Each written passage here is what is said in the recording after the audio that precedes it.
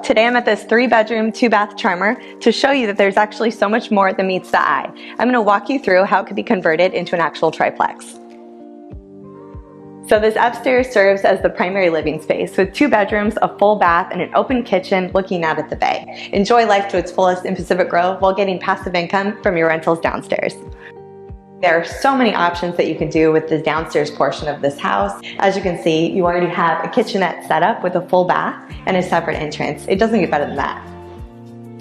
If you're anything like me, you always have your eyes peeled for 2-car garages in this area. Why? Because they make for great ADU conversions. Should the buyers of this property plan to live here, they could not only rent out the downstairs, but in addition, they can convert the 2-car garages to a junior ADU using purchased water credits when available through the City of Pacific Grove.